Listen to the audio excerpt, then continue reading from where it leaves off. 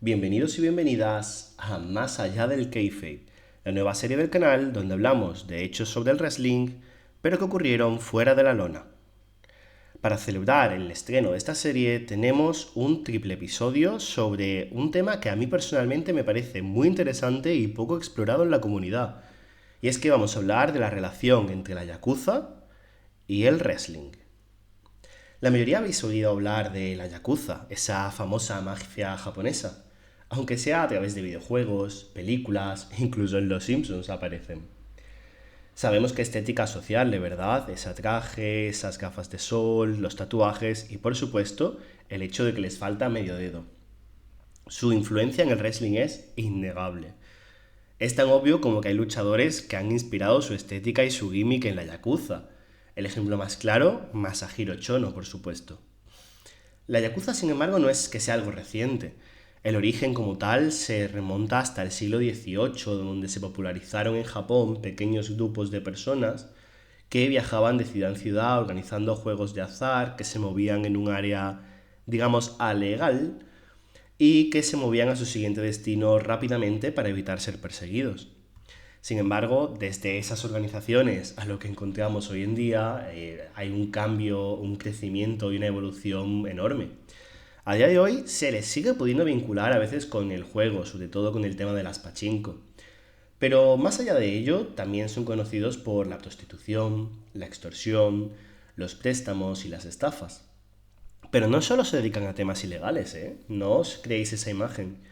También se dedican a actividades, entre comillas, lícitas, como el alquiler de la vivienda, la venta ambulante en festividades o regentan locales de hostelería. Normalmente ellos se proyectan hacia el mundo como personas conservadoras que quieren ejemplificar y promover los valores tradicionales japoneses, especialmente los de mentalidad colectiva, honor, paciencia y lealtad. Sin embargo, si bien esta es la imagen que ellos tienen de sí mismos, la que quieren convencer al resto del mundo de que tengan, no es como les ve la sociedad japonesa necesariamente. Y es que el término yakuza es uno que no usan ellos mismos, sino uno dado por la sociedad. Yakuza es un tipo de mano que se juega en un juego de cartas que no tiene valor ninguno. Es decir, la propia sociedad japonesa ya les denominaba como algo sin valor.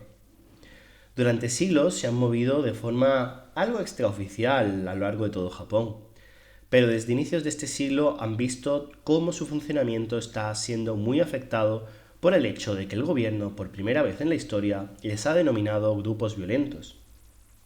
Esto ha empeorado su imagen pública por todo el país, como podéis esperar, especialmente dentro de las grandes ciudades. Hay dos cosas que tenemos que tener muy en cuenta antes de pasar a hablar del wrestling per se, para entender cómo son las yakuzas. Y es que no hablamos de una única organización criminal, sino distintos grupos o familias que operan con una metodología muy similar, pero que no están ligadas entre sí, y de hecho es muy común que sean grupos rivales.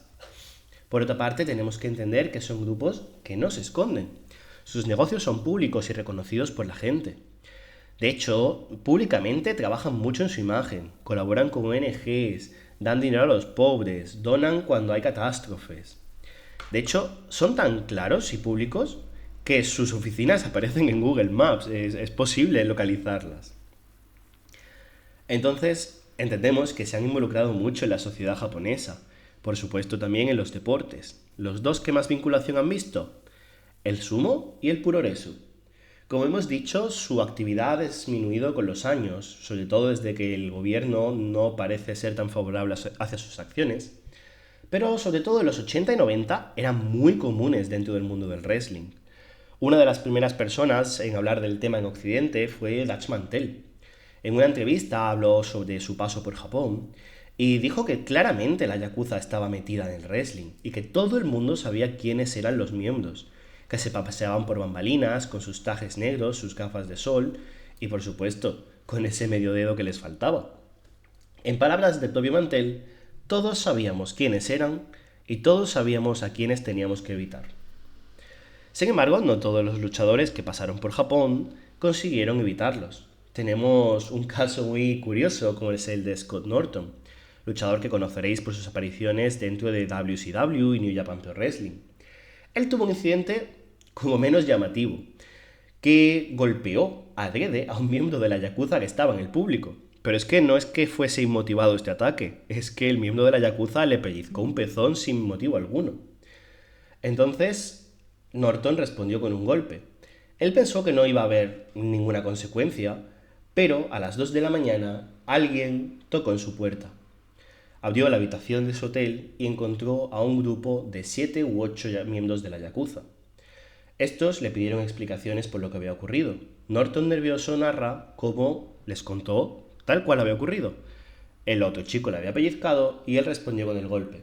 A lo que el resto de miembros de la Yakuza comenzaron a golpear violentamente no a Norton, sino al propio miembro de la Yakuza para posteriormente disculparse y marcharse.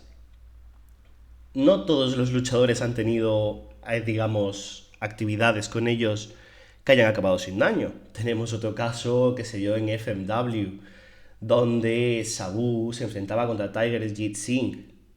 En la entrevista que mencionaba antes de Norton, él habla muy bien y muy claramente de cómo las empresas les dejaban muy claros que quién era miembro de la Yakuza y en qué sitio iban a estar sentados para evitar este tipo de conflictos.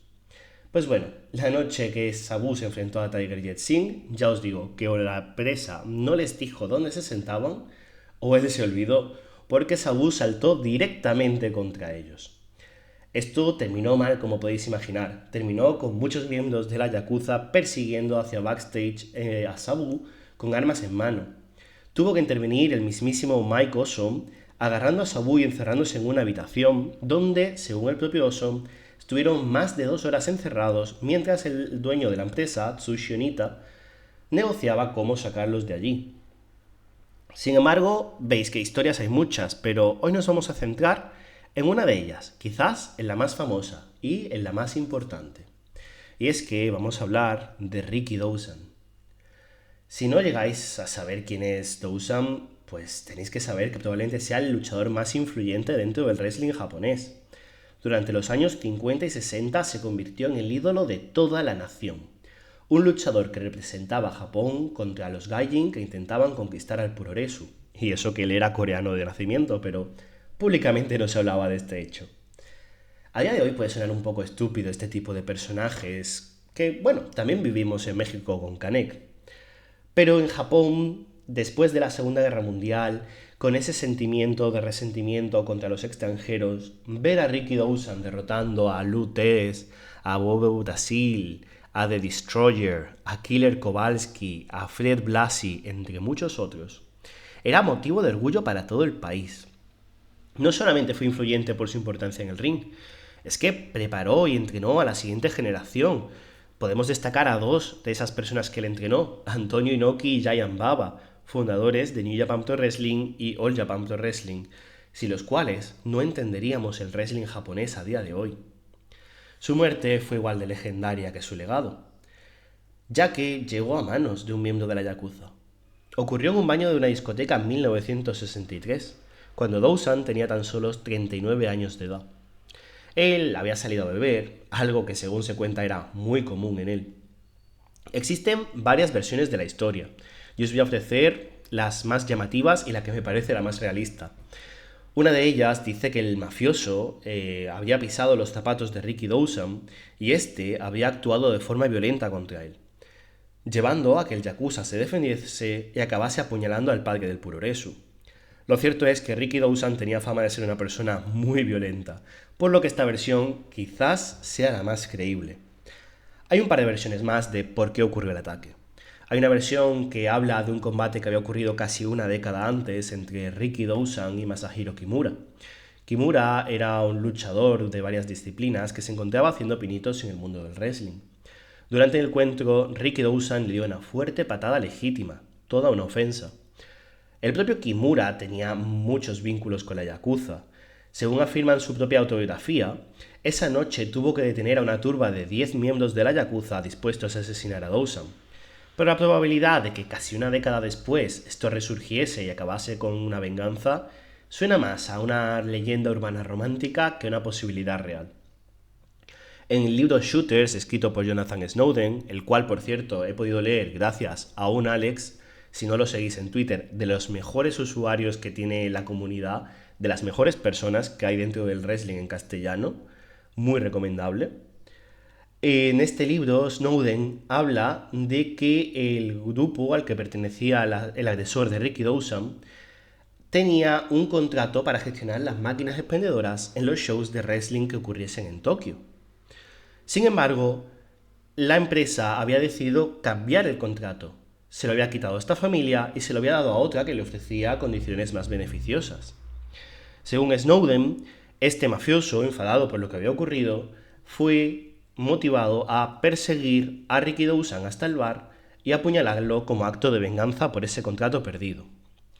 Lo cierto es que fuese cual fuese el motivo, porque a día de hoy seguimos sin tener una respuesta clara, Ricky Dawson no murió allí, ni murió de la puñalada. Esto hay que aclararlo. Que informándome y viendo vídeos, he visto como muchas personas afirman que muere de la puñalada. No, la puñalada no es el motivo de su muerte. Y es más curioso y un poco cómico para ser la muerte de una leyenda. Y es que Ricky Dawson sobrevivió a la puñalada. Fue trasladado al hospital, operado de urgencias y sobrevivió. El médico le dio unas pautas muy estrictas, entre ellas la más importante, y es que le prohibió seguir bebiendo alcohol. ¿Qué fue lo primero que hizo Ricky Dawson al abandonar el hospital? Irse a emborracharse. ¿Qué consecuencia tuvo esta borrachera? Ricky Dawson falleció de una peritonitis causada por la infección de la herida que no se trató como debería. Las leyendas dicen que el yakuza había orinado sobre el filo del cuchillo para asegurarse de infectar la herida, pero lo cierto es que suena poco probable.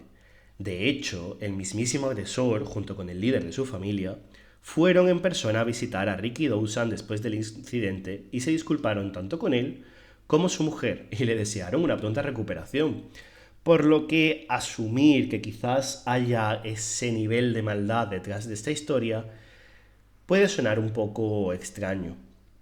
De hecho, es famoso, y creo que todos habremos visto las fotos por Twitter, que mientras seguía vivo el asesino, llamémoslo agresor mejor, asistió cada año a visitar la tumba en el aniversario de la muerte de Ricky Dawson y se volvió a disculpar una vez más.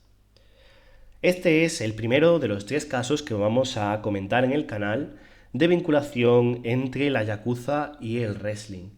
Espero que os haya gustado, espero vuestros comentarios y nos vemos en unos días con el segundo capítulo. Recordad ante todo, seguid disfrutando siempre del mundo de las luchitas. ¡Adiós!